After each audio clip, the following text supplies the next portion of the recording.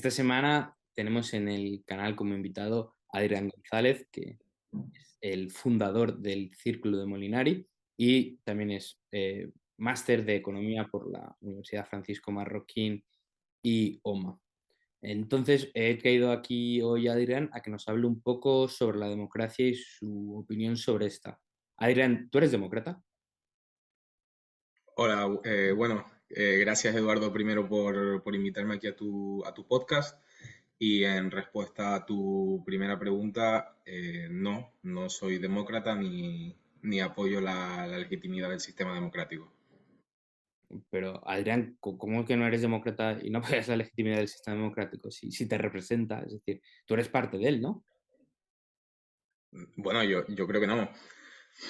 En cuanto a lo de la que comentas ahí, de la representatividad, en este caso bueno, nosotros vivimos en España y es una democracia representativa, ¿no? Supuestamente tenemos unos representantes que alegan velar por nuestros intereses o más bien dicho, o sea, representar eh, explícitamente nuestros intereses. Sin embargo, a estos representantes los elegimos por el medio de las elecciones.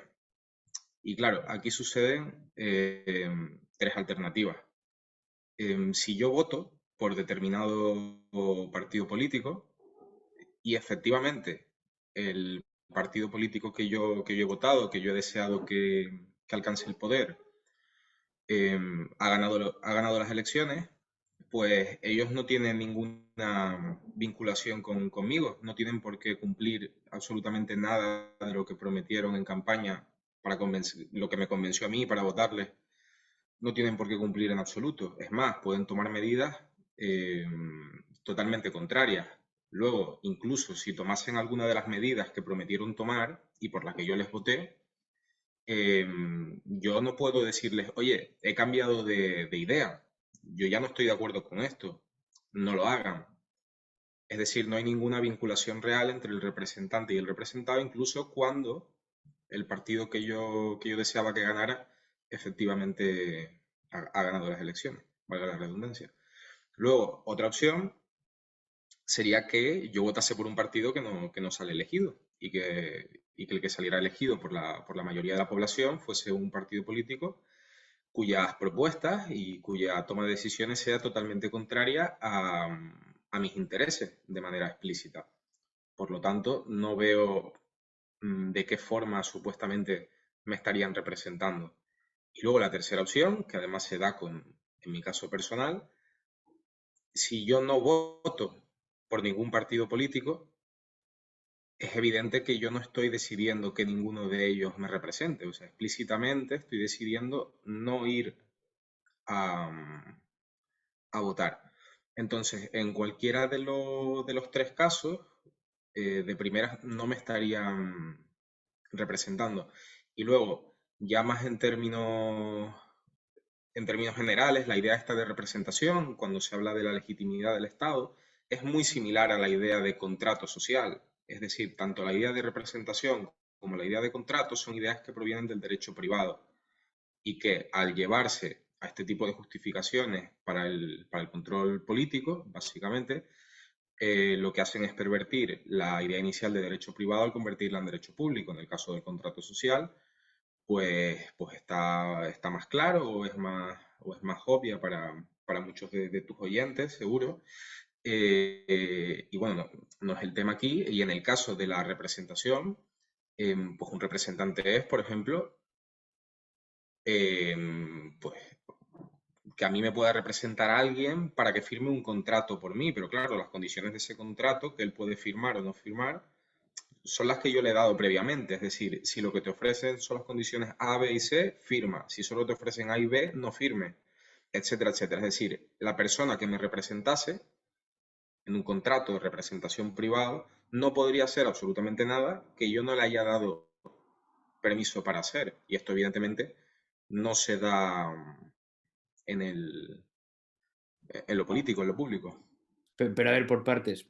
Si sale elegido un partido al que has votado y no hace lo que ha prometido, puedes no volver a votarles, ¿no? Total, es su manera de castigar. O sea, hay mecanismos dentro de la democracia para castigar a quien no cumple. Sí, a ver, esto, lo que me estás comentando, hila un poco con lo que es el procedimiento democrático. Es decir, que la democracia sería un sistema legítimo, un sistema político de gobierno debido a que hay una igualdad entre todos los interesados y además, pues efectivamente, como dices tú, pues hay un cierto tipo de control. Es Ujú. decir, no hay nadie al final que tenga un poder por encima de otro, sino que, bueno, si yo te voto y tú al final no me representas,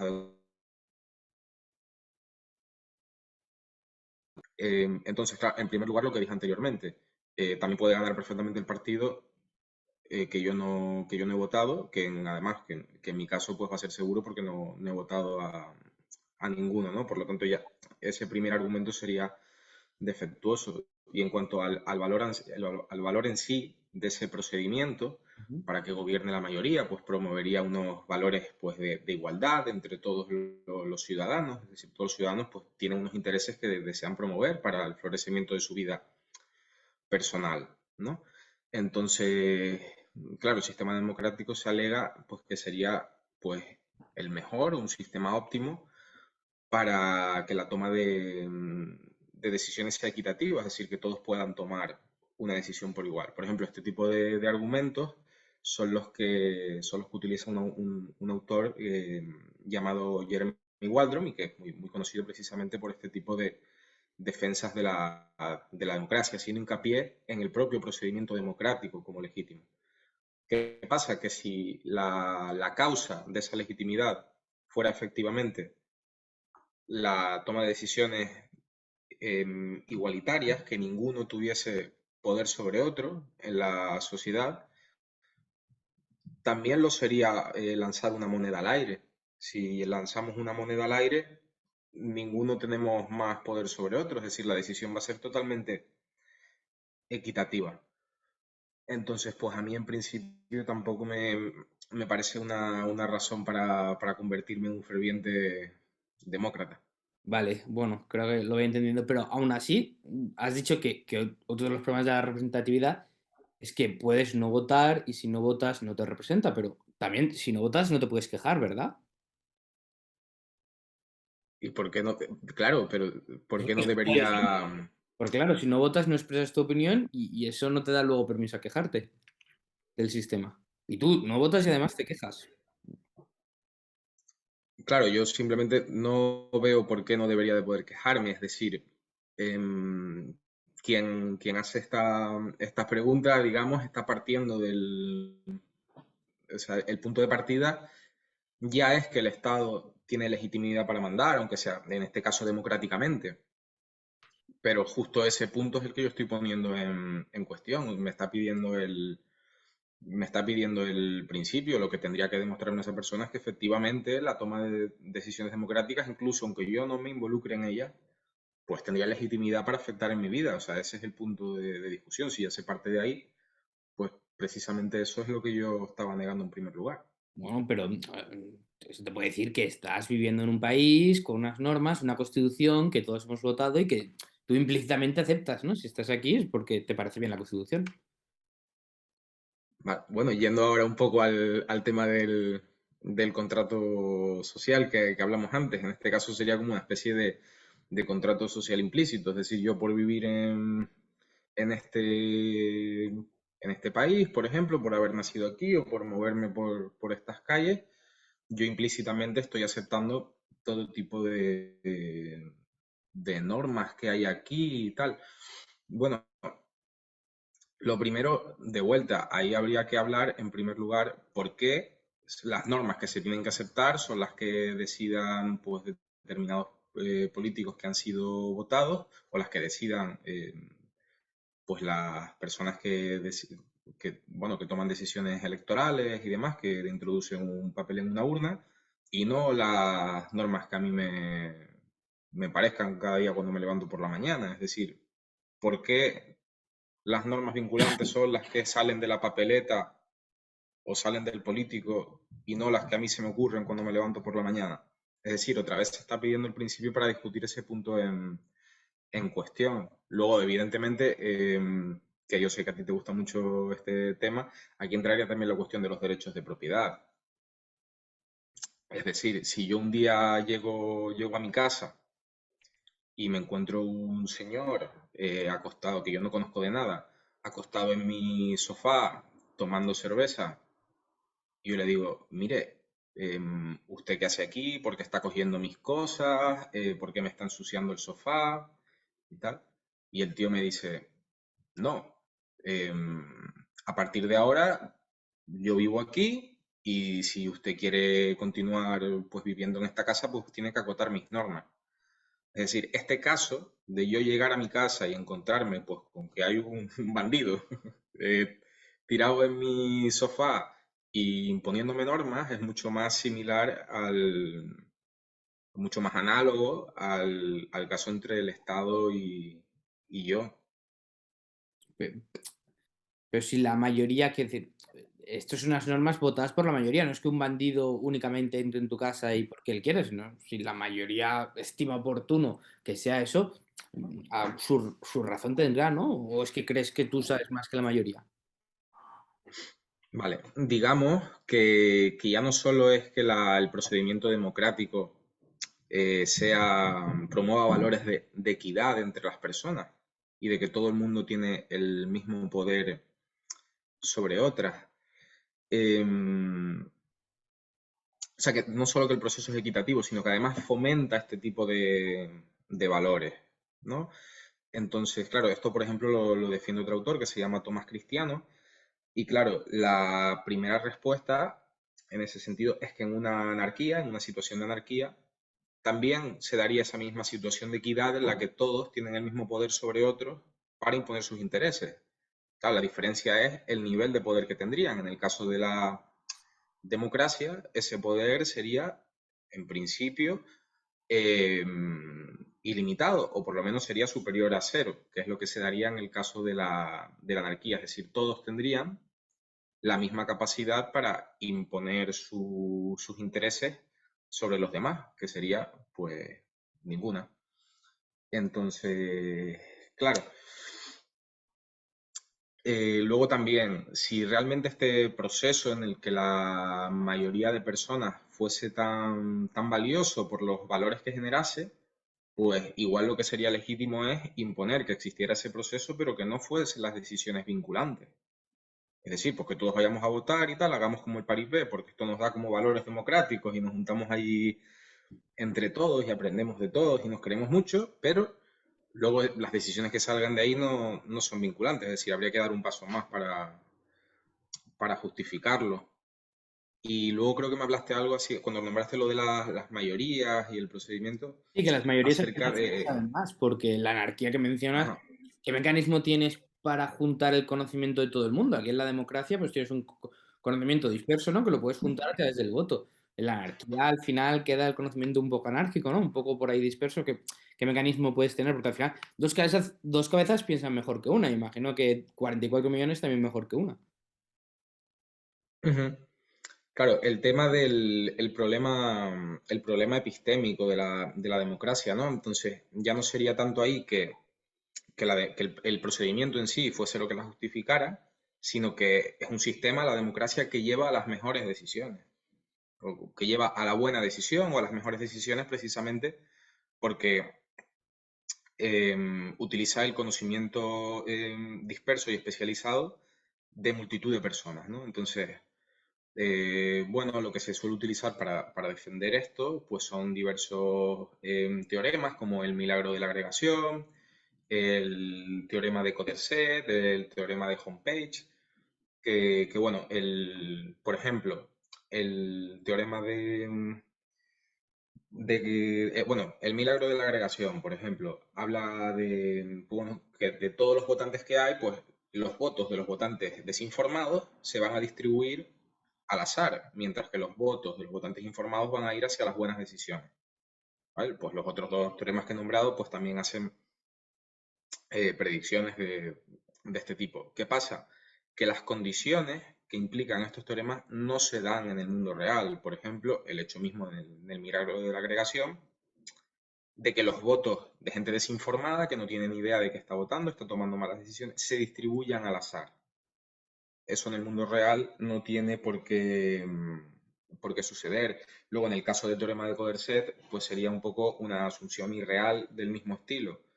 Y es que está asumiendo que la competencia en materia de conocimientos políticos o de conocimientos que tienen que ver con toma de decisiones políticas, que son inmensos, la competencia de todos los votantes es superior al azar, lo cual, pues, a primera vista ya simplemente parece poco razonable. Entonces, bueno, esta idea de que la democracia sirve para llegar a las mejores decisiones porque utiliza el conocimiento disperso de toda la sociedad, pues se basa en teoremas y en argumentos con unas presuposiciones pues que pueden ser discutidas. Y si quieres entramos un poco en las razones de por qué efectivamente la gente no está informada acerca de Claro, las porque cuestiones justo te políticas. iba a preguntar yo eso, porque comentabas la diferencia entre el público informado y el no formado, pero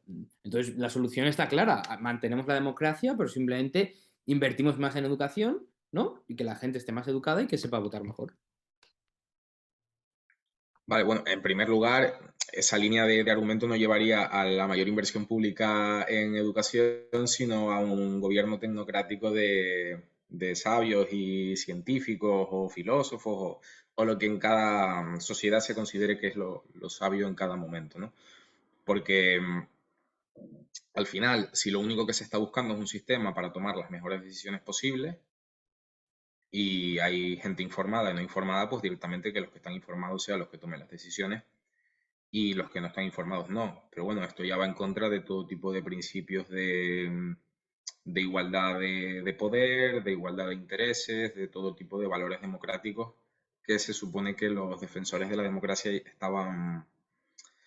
estaban defendiendo. Y luego en cuanto al tema del conocimiento, pues hay críticas muy fuertes, por ejemplo, desde la public choice, que teniendo en cuenta que hay un montón de decisiones políticas que se pueden tomar eh, para beneficiar a unos a costa de otros. Entonces, lo que va a ocurrir es que hay incentivos para que pequeños grupos de presión se especialicen mucho entre toda la información que podría haber en una parte muy específica y esa parte les sirva para obtener beneficios a costa del resto de la sociedad.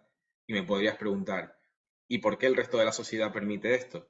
Pues precisamente porque aunque sean ellos los que se llevan casi todos los beneficios, cada grupo de presión especializado en presionar en determinada cosa, los costes los asume la sociedad por completo, entonces están muy dispersos. O sea, a mí individualmente de esos costes me llegaría solo una pequeña parte, mientras que al que se beneficia le llegaría una parte muy grande. Entonces hay incentivos para que esto ocurra. Luego también estaría el tema del votante irracional del que hablaba Brian Kaplan, teniendo en cuenta que las decisiones políticas se toman sobre la pesca, sobre los carriles bici, sobre la emisión monetaria, sobre el sector agrícola, sobre los derechos de la mujer, etcétera, etcétera. O sea, hay una infinidad de temas sobre los que se toman decisiones, desde a nivel local, de si poner o no una farola o de si subvencionar o no esta fiesta de un pueblo, hasta pues a nivel nacional o incluso supraestatal de temas por ejemplo, de regulación bancaria. Entonces, claro, el poder que yo puedo tener votando, precisamente porque es igualitario con todos los demás, digamos, incluso en la situación ideal, porque bueno, aquí en España no todos los votos tienen el mismo peso, pero bueno, eh, es muy poco el poder que yo puedo ejercer, es decir, si yo me informo absolutamente de todo para que mi decisión sea lo mejor posible, el tiempo, los recursos, el esfuerzo que me va a costar son inmensos, mientras que los beneficios que me puede proporcionar son prácticamente nulos, porque mi voto no vale prácticamente nada. Entonces, lo que argumenta Brian Kaplan, por ejemplo, es que lo racional en un sistema democrático es comportarte y votar, o sea, a nivel electoral y de tus preferencias políticas y de apoyos y demás, de forma completamente irracional. Pero entonces lo único que necesitamos son mejores políticos que lo expliquen mejor, ¿no? Es decir, ahí entonces ya decimos, vale, pues entonces el trabajo de los políticos buenos lo harán mejor, nos informarán mejor y tendrán esto en cuenta para facilitar la comprensión de sus políticas a los votantes, ¿no? Estos deberían ser sus intereses. Aquí el problema es que estamos midiendo con un patrón diferente las cualidades de las personas dedicadas a la empresa política y las cualidades de las personas ordinarias que llevan vidas, digamos, ajenas a la práctica política. Ujú. Entonces, claro, se entiende que precisamente la democracia pues impediría que los intereses privados de las personas, de una persona, pues se superpusieran a los intereses privados de las otras, ¿no? Pero, pero claro, si estamos partiendo de que las personas tienen intereses en perseguir sus fines privados, incluso a costa de los fines privados de otros, ¿por qué no suponemos que las personas que se dedican a la empresa política también tienen intereses privados que están dispuestos a superponer a los intereses de otros?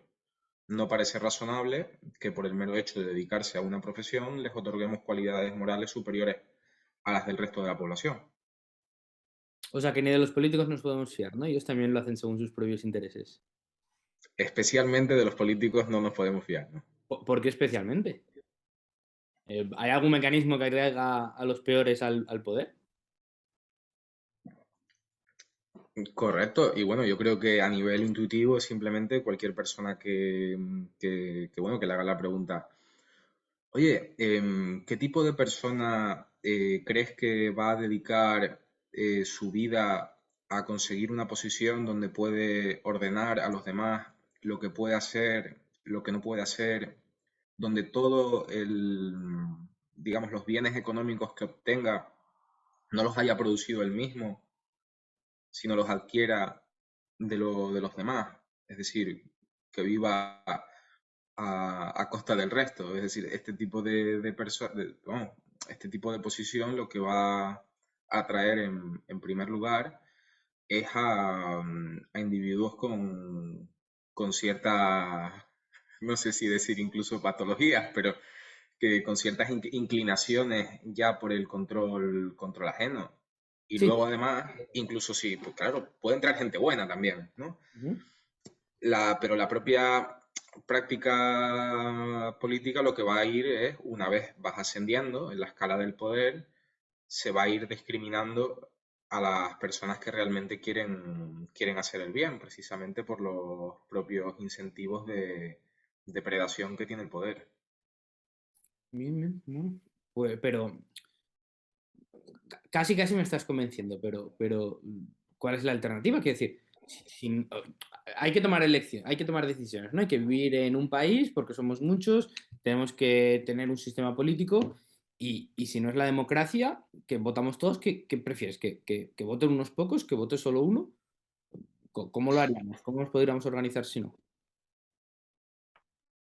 Pues claro, por una parte me gustaría comentar esta idea que bueno, que yo creo que es una presuposición de la mayor parte de las personas que hoy en día viven por lo menos en la sociedad occidental, y es que la democracia, sea más o menos imperfecta o más o menos óptima, es el mejor sistema de gobierno al que podemos optar. Entonces, incluso, Yo es lo que aunque escucho yo toda la haga vida. todas...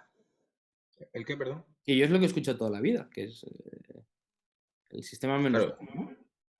entonces, incluso aunque yo haga todas estas críticas aquí en este podcast a la democracia y refute muchos de los argumentos que proponen los que la legitiman, al final es como, bueno, pero ¿qué otra opción tenemos, no? Claro.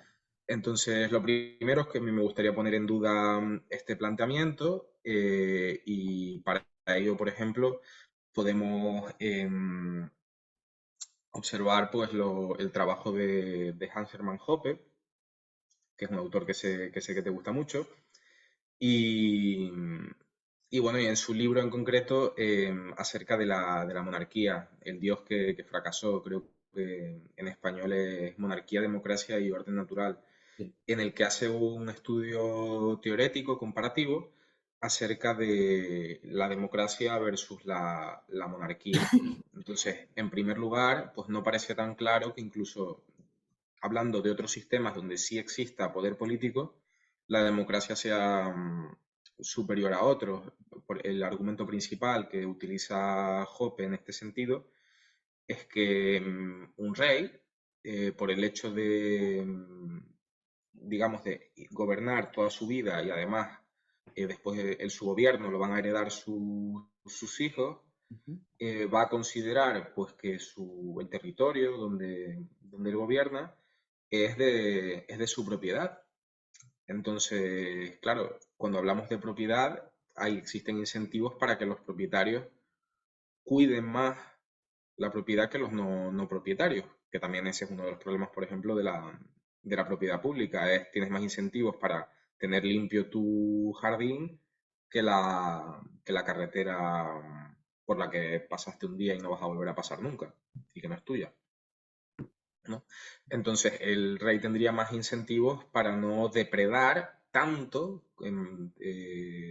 como como un político democrático, porque al final el político democrático pues, va a estar una serie de años finita en el poder, muy inferior en principio a la que va a estar el rey, entonces lo que tiene es un incentivo a depredar más rápidamente, porque además la disminución de la productividad que va a provocar, pues se la va a comer el político que venga después. Ella depredó, se lo llevó y luego llega otro pues que tendrá el mismo incentivo y así.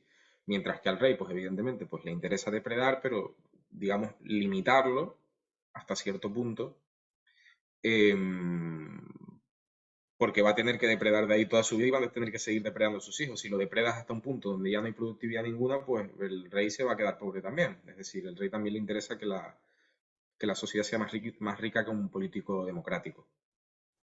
Pero si eso fuese así, ¿cómo explicas que la media, después fueran épocas, y la época feudal, y hasta hace relativamente poco fueran épocas tan sangrientas, de tanta guerra, tanta batalla, y que ahora vivamos una democracia casi global, que casi la mayoría de países sean demócratas y haya paz? Es decir, parece que la democracia se relaciona con paz y las monarquías con guerra, ¿no?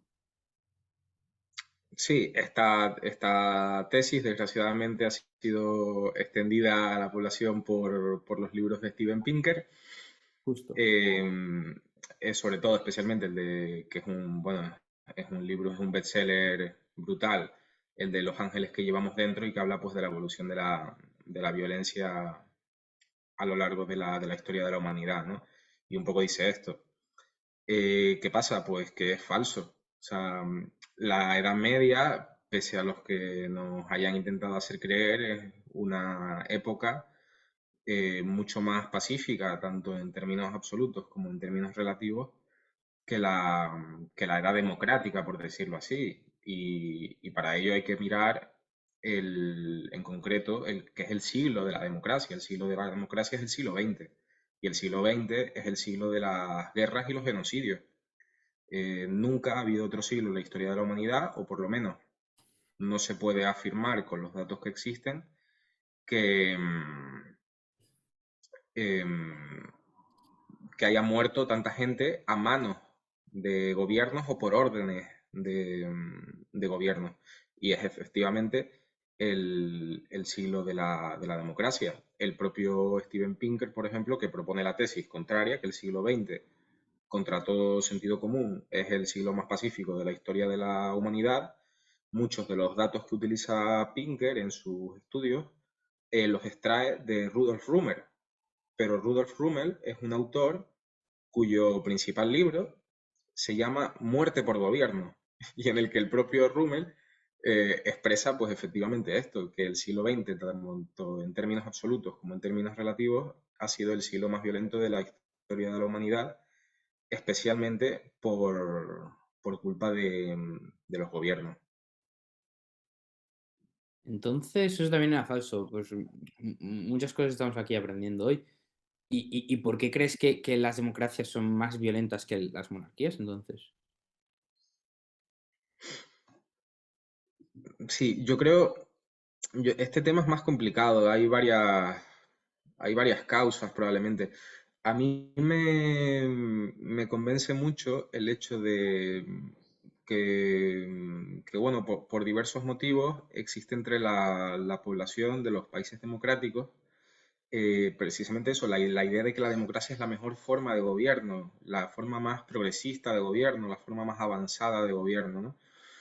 Entonces, un poco la tesis de Fukuyama del fin de la historia, ¿no? La democracia liberal es el fin de la historia y a partir de aquí, pues no va a haber grandes saltos cualitativos en cuanto a las formas de gobierno y a la civilización en general.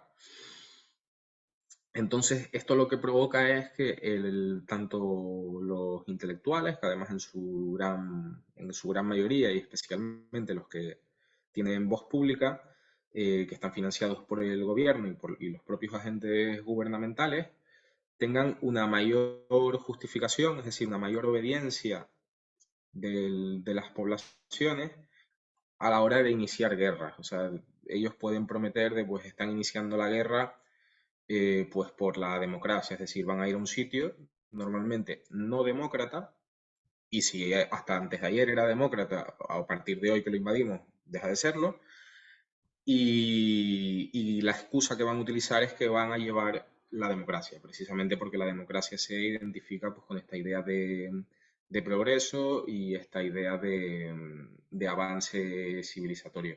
Esto es lo que se llama en relaciones internacionales el paradigma liberal, que básicamente trata de eso, de tratar de exportar, digamos, el abrazo del Estado democrático a países por ahí perdidos que estaban a sus cosas.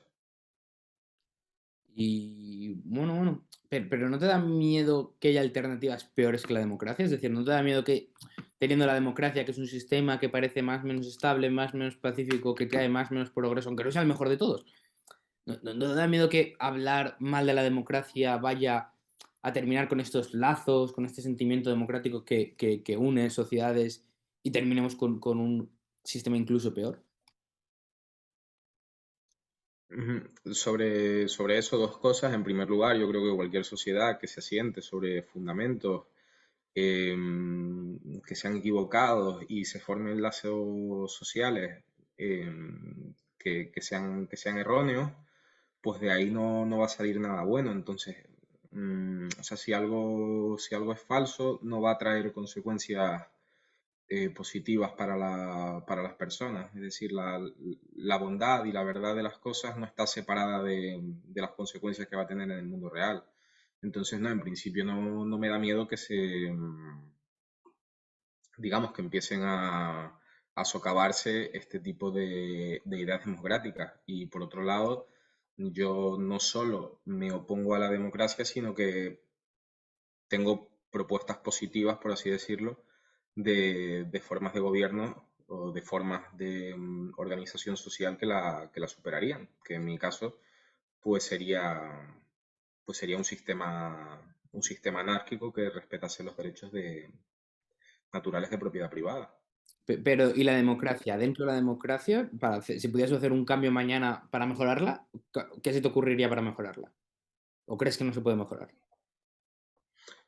¿Qué se me ocurriría mejorarla? Hombre, ya entrando en detalles, pues ya dependería un poco en cada, Cada país. en cada, en cada país. Hombre, si tuviese que tomar una medida general, Ujú, ampliaría los años que está cada gobierno antes de las siguientes elecciones. ujú. O sea, ampliaría, si aquí en España, por ejemplo, son 4 años, el plazo que tiene un gobierno una vez es elegido para ejercer su poder y tomar sus medidas, pues lo ampliaría todo lo posible y luego pues también trataría de limitar el voto. Vale, vale. ¿Y por qué limitarías el voto? ¿Qué crees que conseguirías con eso? Sí, ¿Y bueno, en si el primer habría caso, gente de nuevo que dijera, uff, ya no soy uno como los demás, ahora ya soy menos ciudadano que los demás? sí, bueno, en el caso del plazo, simplemente por la cuestión de la preferencia temporal y que no depreden de manera tan intensa y Ujú. tan rápida, o sea, al estar más años.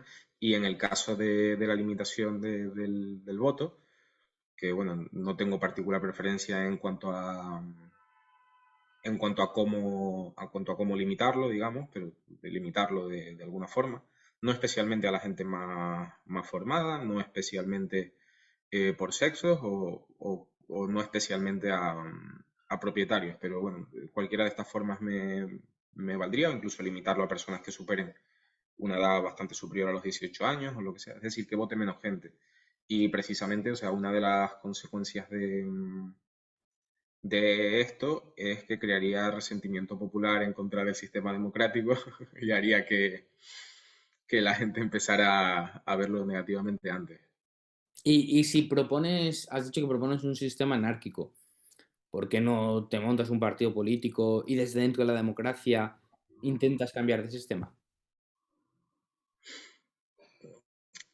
Bueno, ahí entrarían varias razones. En primer lugar, claro, para una persona que considera que la actividad política no es legítima, es difícil de justificar, a mi juicio, el introducirte en la política y tomar decisiones y cobrar un sueldo que viene de los demás y tomar decisiones que afecten a los demás. Es decir, no, yo, por ejemplo, no soy una persona que me sintiese, o sea, que me sentiría cómodo, em, pues, pues ejerciendo de esa forma el poder sobre otros.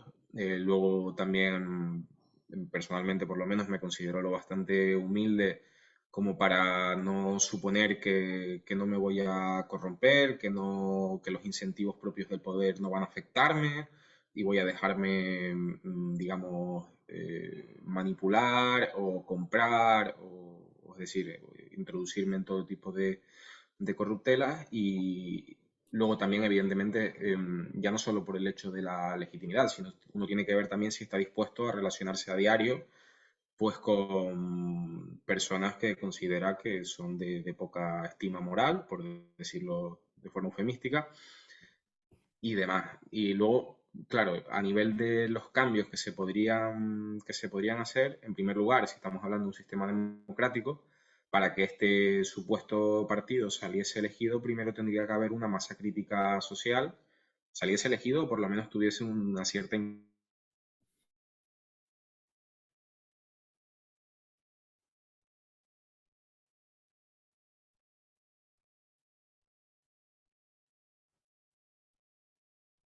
fuerza para ejercer influencia y poder llevar a cabo cambios supuestamente positivos.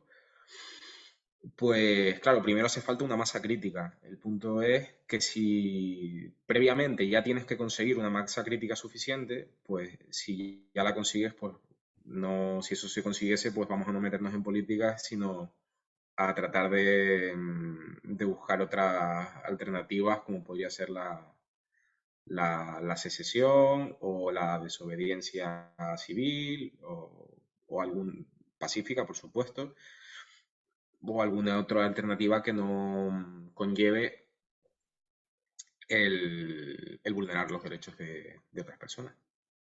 ¿Qué opinas de esta frase de Michael Malice? Aquellos que necesitan líderes son los menos cualificados para elegirlos. Ingeniosa, ¿Estás de no acuerdo? sé hasta qué. No estoy de acuerdo porque ahí me parece que no estoy de acuerdo en términos generales, porque me parece que ahí la palabra líder se está utilizando en un sentido más amplio que aquel que tiene el poder político. Yo no entiendo que sea negativo que existan líderes en la sociedad, en el sentido de, pues, por ejemplo, el capitán de un equipo de fútbol o el entrenador se puede considerar perfectamente el líder del equipo, el profesor en un aula se puede considerar un líder, el cura en la iglesia se puede considerar un líder, el padre en la familia se puede considerar un líder, etcétera, etcétera. Entonces, contra este tipo de autoridades naturales que no ejercen un poder político coercitivo, sobre otras personas o que no tienen por qué hacerlo, pues yo no tengo ningún tipo de aprensión o no tengo nada que criticarles. Sí, cierto. Entiendo que la frase se refiere más a líderes políticos, pero Sí, sí, sí, se acotase a ese tipo de líderes, creo que sí, que las personas que tienen mayor propensión a a dedicar su vida pues a proclamar las bondades de su líder político favorito, a, digamos, perseguir, sea, digamos, física o metafóricamente, a oponentes de su líder político favorito, a no ser capaz de discutir racionalmente este tipo de cuestiones, etcétera, etcétera, pues, pues sí, suelen ser las personas que menos cualificados están para elegirlos precisamente porque son las que en mayor medida son víctimas del síndrome de Estocolmo causado por el gobierno. ¿cómo resuelves esta paradoja con la que yo me he encontrado muchas veces cuando le digo a la gente lo mismo, que no voto, que no me gusta la democracia y básicamente lo que nos estás contando tú? Si votase, estaría implícitamente, aunque sea, o incluso explícitamente aceptando el sistema, formando parte de él. Pero si no voto, como te he preguntado antes, también significa que me da igual y aun teniendo la opción de cambiarlo, no estoy decidiendo cambiarlo. Es decir, ¿cuál es el papel que podemos jugar la gente que queremos estar fuera del sistema y no tenemos manera de expresarlo? No, o aunque lo expresemos no nos hacen caso, porque yo lo puedo decir abiertamente y nadie me escucha. Entonces, ¿qué papel podemos jugar para que nadie nos diga, pues si no te gusta el sistema, vota para cambiarlo? Pero cuando voto para cambiarlo, estás aceptando el sistema. Ujú. Hombre, lo primero que lo que hablabas tú de expresarlo, yo creo que es importante, pero no solo expresar, digamos, la negativa a participar o a desear mejorar el sistema, sino que simplemente desaparezca, sino yo creo pues que que hay que hacer burla, escarnio, ridiculizar pues a lo que son pues los líderes políticos, a lobistas que tratan de beneficiarse a costa del resto de la población, a las élites, digamos, del mundo de los medios de comunicación, etcétera, etcétera.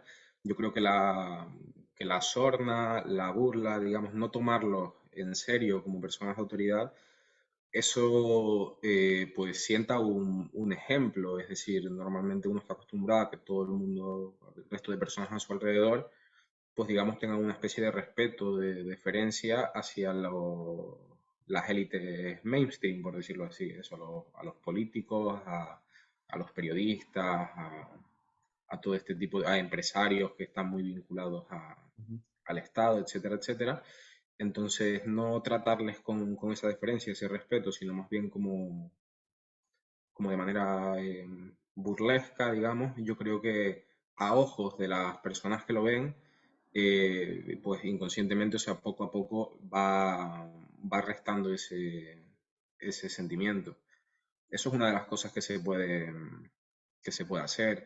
Luego, pues evidentemente, no solo no ir a votar, sino tratar de no participar en mesas electorales, no participar en juicios, no ayudar a la policía del gobierno, tratar de pagar la menor cantidad de impuestos posibles, mm, promover movimientos secesionistas a nivel local, nacional o internacional, promover, en mi caso yo creo que para que una sociedad anárquica pueda funcionar se requieren de ciertas virtudes que tengan las personas en la sociedad para que aquello pueda funcionar. Entonces, pues promover esas virtudes, creando familias, creando comunidades, creando pues empresas que traten bien a los clientes, a los trabajadores y que no dependan del subsidio estatal, etcétera, etcétera. Yo creo que el ejemplo personal y el llevar una vida, pues evidentemente con los errores que pueda cometer cada uno, pero de la forma más buena y más virtuosa que le sea posible, pues al final causa un efecto muy fuerte en los otros. Volviendo a una cosa que has comentado en un momento de la entrevista, has dicho que tu sistema ideal es el anarquismo. ¿Nos puedes explicar en qué consiste esto? ¿Qué es esto de anarquismo? ¿Que no haya normas? No, que no haya normas, no. Bueno, tal cual yo lo entiendo, simplemente es la ausencia de poder político, sencillamente. Luego, ya dentro de ahí, pues cómo se organice la sociedad, pues ya dependerá, supongo, de una sociedad a otra. Evidentemente, yo tengo por un lado, mis preferencias y por otro lado, mis ideas con respecto a la anarquía. Por ejemplo, yo creo en el derecho natural a la propiedad privada. Yo creo que es un derecho bueno, que todos tenemos y que es verdad que lo tenemos y que por lo tanto una sociedad sana se tiene que asentar o tiene que respetar ese derecho. También pues creo en las virtudes clásicas, entonces yo creo que para que pueda surgir una sociedad también sana y próspera, pues la sociedad tiene que ser en cierta medida virtuosa y ser prudente y ser valiente y ayudar al prójimo y tener cierto, digamos, sistema de valores integrados. Es decir, yo no creo que si mañana mismo se evaporase el Estado, digamos, la anarquía fuese a funcionar especialmente bien o a durar mucho tiempo. Yo creo que hace falta primero, digamos, vivir de acuerdo a determinados valores. Y también hay que tener cuidado cuando se dice esto porque parece que uno está hablando de convertir a las personas en seres como angelicales o ideales y tal. No estoy diciendo esto. O sea, por supuesto las personas van a cometer errores, por supuesto que puede haber crimen en un sistema anárquico, etcétera, etcétera. Yo hablo pues de una cuestión más general o de fondo que, bueno, que yo creo que la sociedad contemporánea occidental principalmente se ha perdido y que hace falta recuperar de forma previa a lo que es la anarquía. Precisamente porque ese tipo de virtudes son las que también llevan al capitalismo, es decir, al ahorro y a la posterior inversión en bienes de capital para poder tener más bienes en el futuro, es decir, para el florecimiento material, económico de las sociedades. Eso requiere unas virtudes premias, requiere una reducción de la preferencia temporal, requiere no pensar tanto en el ya, en el ahora, en la satisfacción inmediata, requiere pues pensar a futuro, incluso en próximas generaciones, o si uno es religioso, en el más allá. Todo eso ayuda a la prosperidad material, es decir, las ideas morales que tengan las personas van a afectar a su forma de vida y su forma de vida va a afectar a que florezca más o menos una sociedad determinada. Pero dices que la anarquía no es ausencia de normas, entonces, ¿cómo exactamente nos organizamos? Pues no entiendo muy bien la pregunta, pues cada uno pues hará sus cosas, ¿Puedo ¿no? ir por ahí Pues por yo la iré a trabajar como... calle? ¿Puedo ir por ahí robando? Dices que hay que defender la propiedad privada, pero ¿cómo quedaría eso codificado? ¿Cómo sé que lo voy a aceptar? Sí, ¿nos puedes explicar un poco cómo funcionaría eso?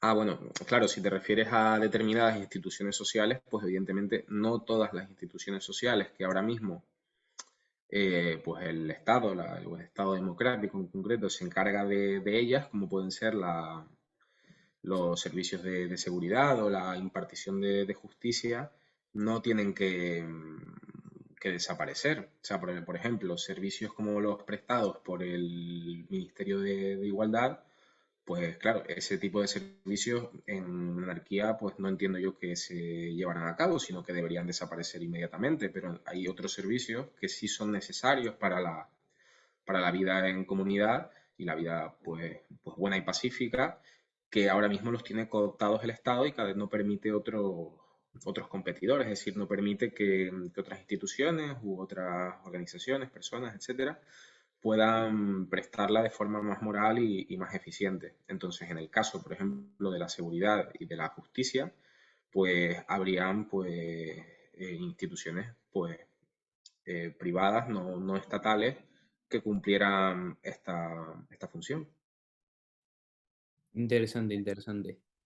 ¿Y crees que tú y yo veremos la desaparición de la anarquía, o de la democracia, perdón, y la aparición de la anarquía, o crees que no lo vamos a llegar a ver? Por un lado, Yo sí creo, o sea, porque los avances sociales cada vez se dan de manera más rápida, probablemente por lo que se llama que estamos en la era de la información, es decir, los avances tecnológicos de los que podemos disfrutar o de los que padecemos, según se mire o según que avance, pues lo que provocan es que los cambios sociales sean mucho más rápidos y se den en menor tiempo. Entonces, por un lado, yo sí creo que el orden democrático actual, como está en Occidente, es decir, y las instituciones que más lo caracterizan, como los estados nacionales, la Unión Europea, las relaciones, digamos, de poder internacional que hay ahora entre este y oeste, yo creo que todo eso va a cambiar muchísimo en los próximos 10, 15, 20 años. Es decir, los sistemas democráticos no sé si desaparecerán o no, o simplemente pues se modificarán, pero se modificarán de forma sustantiva. Tampoco sé decirte si para peor o para mejor. Eso, las grandes organizaciones supragubernamentales como la Unión Europea, yo no les veo demasiado futuro, tal cual va la cosa ahora. Puede ser que empiecen movimientos secesionistas que nos lleven a una situación más cercana a la anarquía. Entonces, bueno, yo no sé si veremos una anarquía quizás como la que nos gustaría, pero yo creo que a lo largo de nuestra vida sí veremos pues todo tipo de cambios y convulsiones políticas muy bestias probablemente. Y bueno, pues lo que debemos esperar es que por lo menos algunas de ellas, y no, si no la mayoría, pues sean para bien. ¿Cuál crees que es el peor argumento en defensa de la democracia?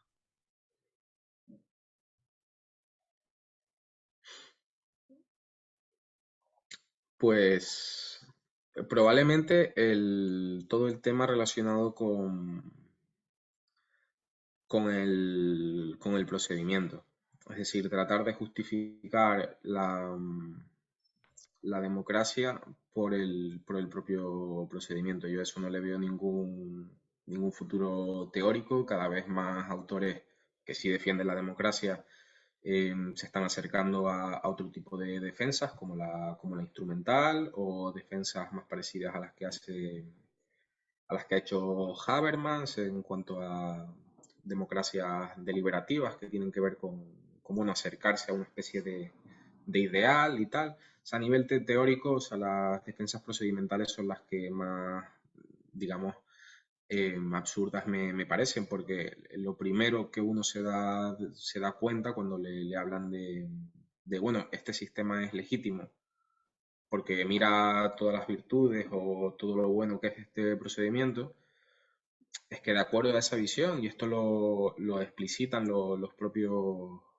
autores que defienden estas posturas, como que había mencionado Jeremy Waldron, y es que las decisiones democráticas serían legítimas precisamente por el procedimiento. Por lo tanto, incluso aunque vayan directamente en contra de principios fundamentales de la justicia, no habría ningún problema.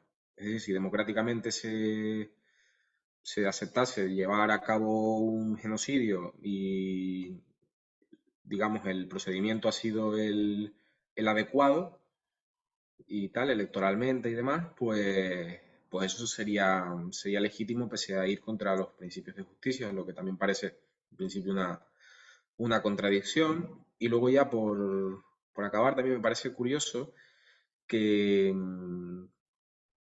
que ninguno de los autores que defiende esto del procedimiento se dé cuenta para llegar a la idea de que la democracia es el mejor procedimiento para tomar decisiones, o sea, para llegar ahí no se ha llegado mediante la democracia, se ha llegado a nivel teórico de un autor en su casa y tal.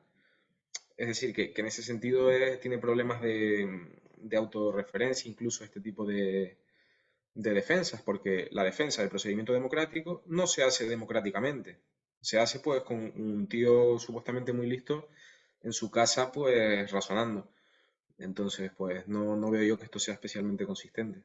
¿Y el mejor argumento a favor de la democracia? Pues el mejor argumento a favor de la democracia probablemente sea, pues a nivel comparativo con otros sistemas, como cuando hablamos antes con la monarquía, porque aunque no sean especialmente fuertes, principalmente porque hay todo tipo de razones para dudar de que las democracias sean más pacíficas y más prósperas que las monarquías, cuando uno hace estudios comparativos históricos, o si ahora mismo uno coge el mundo y va a mirar monarquías y va a mirar de democracia, pues la cosa no parece declinarse especialmente hacia el lado o hacia otro en cuanto a los datos empíricos, por lo menos en lo que es a la prosperidad económica. Ujú. En cuanto al tema de la paz, yo sí creo que las democracias son claramente más agresivas y más violentas, pero cuanto a la prosperidad económica, mirando simplemente los datos empíricos, pues a día de hoy o a principios del siglo XX, antes de las guerras mundiales, tampoco parece claro que unos sistemas eh, incrementen más la riqueza de los ciudadanos que otros. Es una consideración igual, un poco igualitaria, utilitaria para tratar de justificarlo y muy cogida por los pelos, pero vamos, yo creo que es digamos, la contrarréplica que yo tengo probablemente sea la menos fuerte contra ese argumento concreto. Otra cuestión es que solo con ese argumento pueda justificar la democracia. ¿Y qué era eso que comentabas de de los argumentos instrumentales a favor de la democracia? Sí, es un poco lo que estuvimos tratando antes acerca de que la democracia pues sería un sistema que llevase a las mejores decisiones y que para eso, pues, por ejemplo, se utilizaban los teoremas que comentamos, como el de Homepage. Curiosamente, en cuanto a esto, que las presuposiciones de esos teoremas pues son muy dudosas que se den en el mundo real, no solo hay consideraciones teóricas como como las que hace Kaplan o la escuela de la Public Choice, que sus trabajos son, aunque tengan también una cierta cantidad de datos, son principalmente teóricos, sino que hay otros autores como Ilya Somin que sí han hecho estudios en profundidad a nivel empírico para demostrar que no, que esas presuposiciones acerca del conocimiento y de la distribución de votos de los votantes informados y no informados es totalmente falaz y lo que demuestra es que la mayor parte de votantes ni siquiera sabe qué partidos políticos hay en su país, no saben los nombres de más de dos políticos, no saben qué medidas incluyen los programas, no saben qué medidas se tomaron en la anterior legislatura, no tienen ni idea de las distribuciones demográficas del voto y luego sobre los temas ya en concreto sobre los que se toman regulaciones, pues la mayoría ignora más del 95% de la información necesaria para tomar decisiones acerca de esos temas. Entonces, también en el análisis empírico, en este caso, lo que demuestra es que el votante democrático, entre el que me incluyo, el que me incluyo me refiero como alguien que podría votar, ¿no? Como que vote, es un completo ignorante acerca de las cuestiones sobre las que tiene el poder de voto. ¿Quiénes son tus anarquistas favoritos? Pues anarquistas favoritos, en primer lugar diría Murray Rothbard, diría que es mi anarquista favorito. Luego diría, bueno, bueno, que es mi profesor y demás, y no puedo dejar de nombrarle, sería Miguel Anso Bastos, también sería uno de mis anarquistas favoritos, probablemente por delante de Rothbard, lo que lo pensé después al tenerlo, digamos, a nivel personal, ¿no?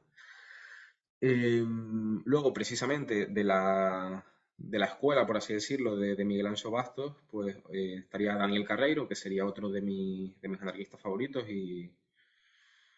y luego, pues, Hans Hermann Hoppe y Michael Humer. Igual me hubiese preguntado en otro momento y te digo otros, pero son los cinco que se me han venido a la cabeza. Muy bien. ¿Quiénes te parece que tienen los mejores argumentos contra la democracia? No de estos anarquistas, sino en general. ¿Qué autores te parece que tienen los mejores argumentos contra la democracia? Sí, yo recomendaría especialmente en este apartado a David Eslund, a Hans Hermann Hoppe Y bueno, yo creo que esos dos son los que más me gustan. Sí. Muy bien, muy bien. Al principio de la entrevista te presentaba como fundador del Círculo de Molinari. ¿Qué es esto del Círculo de Molinari? Bueno, pues el círculo de Molinari, bueno, no sé un poco cómo llamarlo, supongo que se podrá llamar instituto o algo así. Bueno, básicamente eh, es bueno, es una organización, un instituto, como lo quieras llamar, para promover e investigar pues, cuestiones de filosofía política em, anarquista. Entonces, pues bueno, el instituto yo soy el fundador, también Ignacio Medina está desde el principio conmigo. Bueno, también tú me has ayudado mucho en relación a la organización de los eventos, porque nosotros subimos mucho contenido a redes sociales y a YouTube, bueno, que recomiendo que lo miren, pero también estamos especialmente centrados en lo que son pues eventos, congresos de carácter presencial, porque digamos, yo lo que quería buscar desde un momento es que pues todo tipo de discusiones y todo tipo de novedades, digamos, teóricas, de aportaciones intelectuales y demás, pues todo esto se diese en persona, ¿no? No en debates por redes, que siempre son muy simples y muy agresivos. La gente suele tender bueno, a perder todo tipo de virtud epistémica al discutir con los demás. Luego, pues también que sirviera, pues, precisamente como desgraciadamente por ahora no hay mucha gente que tenga en España estas ideas o ideas cercanas, pues un sitio en la que la gente pues, pueda conocerse personalmente y pueda pues, comentar pues, sus dudas, sus críticas, digamos, pedir recomendaciones acerca de cosas y bueno, y al final pues también pues hacer pues incluso amistades o iniciar proyectos de colaboración juntos o lo que sea. Entonces, el de Círculo Molinari, pese a eso, estamos cada vez intentando subir más contenido a YouTube y a las redes. El foco principal son eventos presenciales. Muy bien. Ahora, las últimas preguntas que hago siempre en las entrevistas. ¿Qué 5 libros nos recomiendas antidemocracia, pro anarquía o en general? Vale, bueno, como he nombrado justo a Hoppe, el que había nombrado antes de Democracia, Monarquía, Orden Natural. También recomendaría, que bueno, que seguro que ya lo ha recomendado mucha gente por el canal, el de la autoridad política de Humer. Y luego, por ejemplo, de dos autores, no voy a recomendar un libro concreto, pero los voy a recomendar en general. Sobre todo busquen algunos de sus papers relacionados con estos temas en Internet, que se pueden conseguir muy fácilmente y que les van a encantar, tanto David Eslund, como había comentado, y, y el otro que iba a decir se me acaba de olvidar. Y por encima de todo, recomiendo la tesis doctoral de Daniel Carreiro para encontrar argumentos en contra para encontrar argumentos en contra de no solo de la democracia, sino en contra de todo tipo de justificaciones y legitimaciones del Estado. Y yo, esto no es un libro, pero es un evento. Yo recomiendo a nuestros oyentes que vengan y participen en el Círculo de Molinari, ¿no? ¿Qué día será el próximo evento? El próximo evento tendrá lugar el 5 de noviembre en Madrid. Será un evento que empieza a las 3:30 de la tarde. Acabaremos, digamos, lo que son las conferencias y las charlas y tal a las 8:30. De ahí nos iremos pues todos juntos a cenar, ponentes y asistentes. Y eso será el 5 de noviembre en Madrid, en la Universidad Francisco Marroquín. Y bueno, aquí Eduardo estará las jornadas, digamos. Pues tiene la conferencia inaugural en la que va a hablar sobre algoritmos. Sí, correcto. Pues muy bien. Añadiré el enlace para que la gente se apunte, pero hacedlo rápido, que quedan muy pocas plazas, tengo entendido, ¿no? Sí, ya en los próximos días vamos a cerrar plazas, por un lado, por tema de tiempo, para poder organizarlo todo bien. Y luego, por otro lado, porque solo quedan dos plazas disponibles, así que si están escuchando esto y les interesa, vayan corriendo por si todavía están abiertas, igual pueden adjudicarse la última. Perfecto. Y Adrián, si pudieras tener una conversación con cualquier persona, viva o muerta, ¿con quién sería? Aristóteles, Aristóteles. ¿Y sobre qué hablaríais, si se puede preguntar? pues sobre muchas cosas. Entonces, O sea, bueno, no creo que sea tanto una conversación, solo que estaría preguntándole cosas durante muchas horas. una clase particular más bien, ¿no? Algo así. Sí, sí, sí. Muy bien. ¿Dónde puede la gente encontrar más sobre ti? ¿Dónde puede la gente encontrarte? Vale, estoy en Twitter, básicamente, es la única cuenta personal que tengo en redes sociales, @AdriánGFuentes. Y luego, pues les encomiendo a seguir al Círculo Molinari, tanto en Instagram, en Twitter, como suscribirse al canal de YouTube, que si entran verán que tiene un contenido, está mal que yo lo diga, pero que tiene un contenido estupendo. Muy bien. Pues agregaré enlaces a toda la descripción del vídeo. Muchas gracias, Adrián, y a todos. Mu- Nos vemos el lunes que viene. Muchas gracias, Eduardo, y a todos los que nos hayan estado escuchando.